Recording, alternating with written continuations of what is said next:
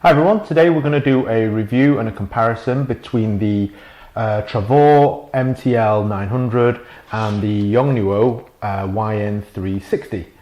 So if you're watching this video, you probably are familiar with what these are already. This is the MTL900. A few companies do this. Mine is from Travor, but I think Per Gear do one, and I've seen others as well. Essentially they're replicas of the Jerry Gionis Ice Light, or well, maybe not replica. Let's say they take inspiration from. Essentially, what they do is give you a very clean daylight balanced light source, so you can simulate daylight where you don't have any. So, for example, I use these a lot for when I'm photographing weddings to light up detail shots. Maybe the bride, if she's not sat during makeup in somewhere with a very clean light source, this really helps clean it up and adds a quality of light which otherwise may not be there. So that's what I use it for. Let's just quickly go over the specs of this. This has, I believe it says 298 LEDs. The construction is pretty good. I was very impressed for the price. I think this one cost me about £80. It comes with a battery, a charger. The construction of the tube is metal, with the LED part being plastic. It's got a tripod mount at the bottom, so you can mount it to a light stand. The light itself has a power up and down button, and of course the on-off button. You can turn it on by just holding the button down, so let's do that. Okay, and as you can see, it's very much like a lightsaber. You can adjust the power here. I think there's 4 power settings, so that is on the minimum, and then you can adjust it to the maximum, which is 4 there.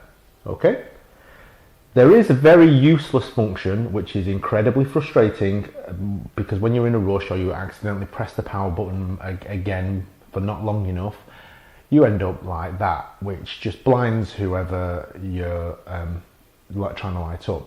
And if you press it again, it has, I believe this is called the SOS mode. It's just frankly annoying, and I don't know what they were thinking when they were designing it. I think it's just useless, basically. Okay, so like I said earlier, the light source from here is supposed to be daylight balanced, so it's around 5500 Kelvin. It also comes with this orange tube. And what the orange tube does is it's supposed to adjust the the color temperature, so that it's more tungsten based. So what I'm doing here is unscrew the top, you pop this on, and you put it back on. And now if I turn it on, the light, you can't really see it on the video, but it's supposed to be more tungsten colored than without. The problem is, as I've found, it's not very accurate at all. Just looking here, it seems to just turn everything orange rather than more tungsten based. So I actually don't use it. Plus I find it incredibly slow, because it comes with a bag and you can store this in the bag like that. But when you get it out, 9 times out of 10 I want the daylight colour, so temperature, sorry.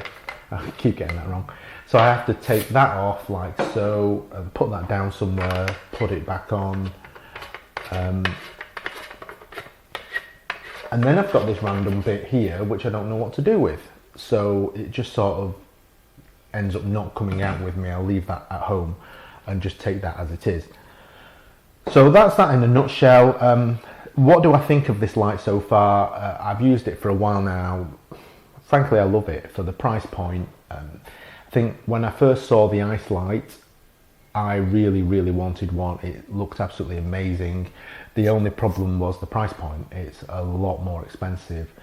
When this came out shortly before they released the Ice Light 2. It's more powerful than the Ice Light 1. Don't know about compared to the Ice Light 2, but this is from a light power point of view, it is a lot more powerful. And you can't argue, you know, this is much more affordable than the original Ice Light. So, great. Now, what happened was I ended up accidentally leaving that at a venue, and I thought I'd lost it.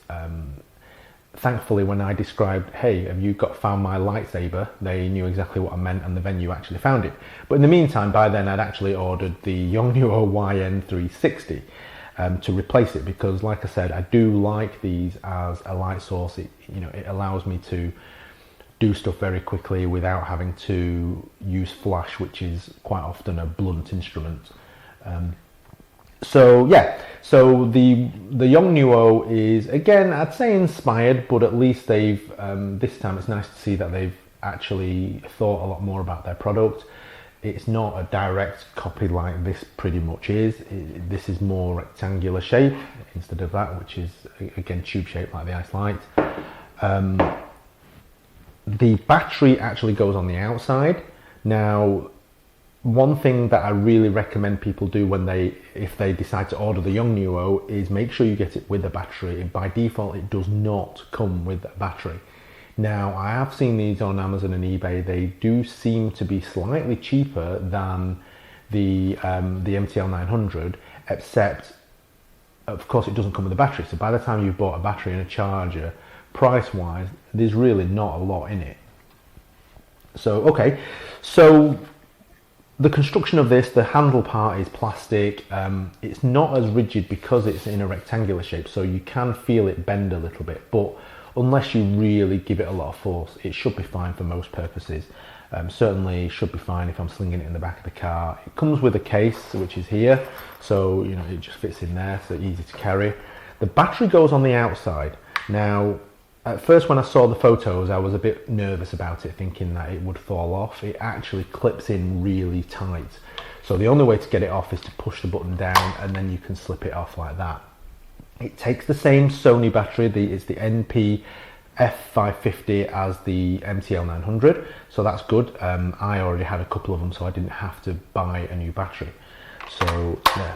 Now, one of the things I really like about this is the orange tube from the MTL, which is really annoying. Yongnuo seem to have thought about it. So what they've got is this bit that detaches. Now, there's a few magnets. There's 6 magnets on here, and it just clips onto the front. So now it's supposed to be, more tungsten lighting. Now, again, I'm not a big fan of it. Again, the colour doesn't look. It looks a bit better than the MTL900, but it's still not what I would really be happy with. So, but at least I can just simply clip it on there. It doesn't fall off. Oops. So even if I shake it, it doesn't fall off, which is great. It means I can carry it around, and if I want to, I can use it. Now, as you can see, I just accidentally powered it on. There's a button at the back here, which is a dial that controls the power, and if you press it, it turns on. Now, that is a bit easier because that one you had to hold the power button down, but at the same time, it does mean that if in the bag, I'm often worried in case I accidentally press it, and I have on many occasions accidentally turned it on by simply nudging the button like that. So, that way is arguably better. One of the things I do like about the Yongnuo is the power settings. As you can see here on the LED, you've got 99, which is the maximum power. Now you can turn the dial and have a very granular control of the power. In fact, there's 2 ways of controlling it. At the moment, you can't really see on the video, but there's a little button there that says coarse and then fine. So at the moment you've got coarse, and you can really already still finely control the power. But if you really want even more control over how much light is coming out, you press that button to fine, and you can keep turning, and it's very, very slow. Oh god, that's even too slow now. So I keep it on course to adjust the power. So it's just far easier than fine. Okay, so from a wedding photography point of view, this is pretty much all I would use. The great thing about the Yongnuo is it's got some extra features on it. So at the moment, this is daylight balance to 5500 Kelvin.